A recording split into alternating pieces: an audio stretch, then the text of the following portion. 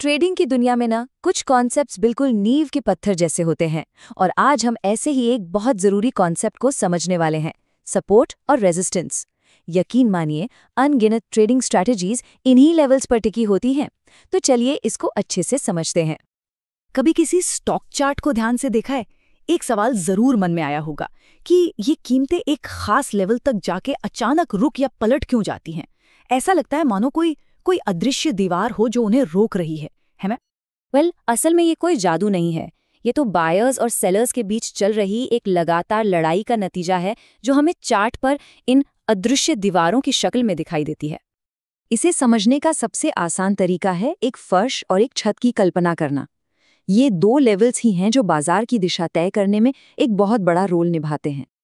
तो सपोर्ट, इसे एक मजबूत फर्श की तरह समझिए। मतलब ये वो प्राइस लेवल है जहां बायर्स एकदम से एक्टिव हो जाते हैं, बाजार में कूद पड़ते हैं।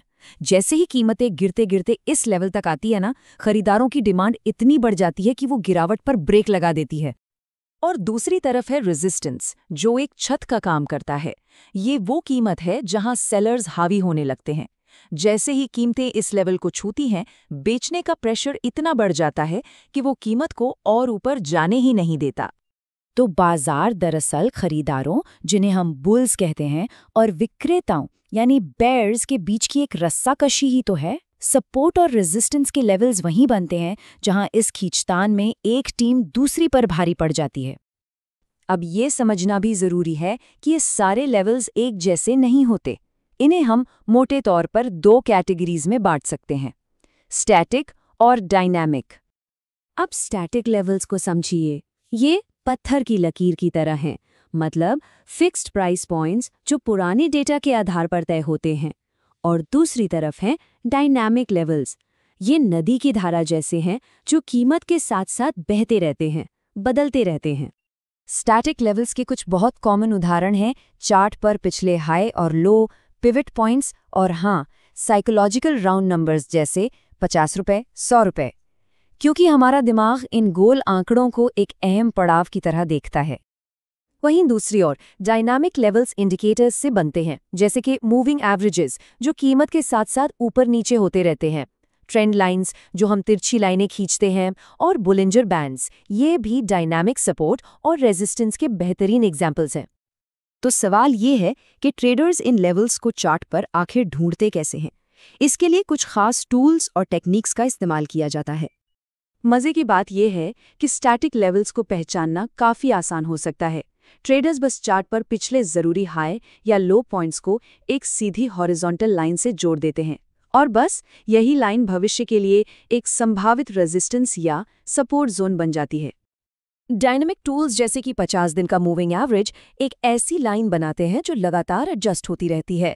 जब कीमतें ऊपर जा रही हों तो यही लाइन एक चलते फिरते फर्श यानी सपोर्ट का काम कर सकती है, और जब कीमतें नीचे जा रही हों तो ये एक चलती फिरती छत यानी रेजिस्टेंस बन सकती है।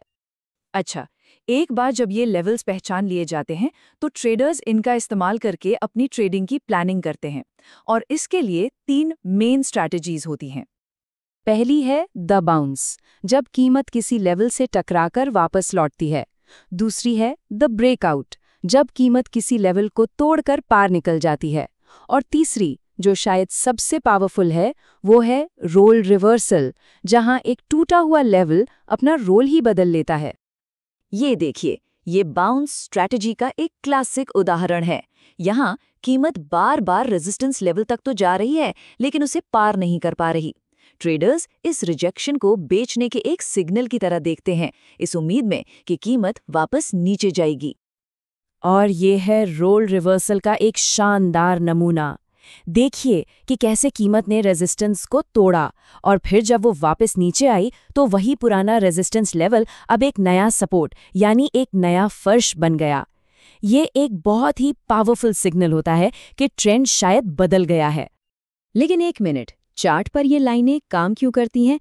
इसका जवाब टेक्निकल से कहीं ज्यादा साइकोलॉजिकल है। ये एक बहुत गहरी बात है। चार्ट पर हर कैंडल, हर पैटर्न बाजार में बैठे सभी ट्रेडर्स के मिले-जुले व्यवहार की कहानी कह रहा है। हमारा काम बस उस कहानी को पढ़ना और समझना है। तो असल में ये लेवल्स काम ही क्यों करते हैं? वजह बहुत दिलचस्प है। ये इसलिए काम करते हैं क्योंकि ज्यादातर लोग ये मानते हैं कि ये काम करेंगे। सोचिए, जब कीमत किसी पुराने हाई पर पहुंचती है तो कुछ लोग प्रॉफिट बुक करने लगते हैं और कुछ डर जाते हैं कि कीमत फिर से गिरेगी। बस यही जो सबकी मिली जुली यादें हैं, जो डर और लालच है, वही इन लेवल्स को असली बना देता है। ये एक सेल्फ फुलफिलिंग प्रोफेसी जैसा है।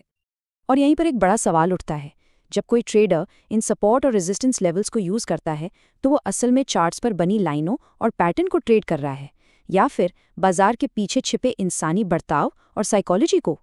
ये एक ऐसा सवाल है जो सोचने पर मजबूर करता है।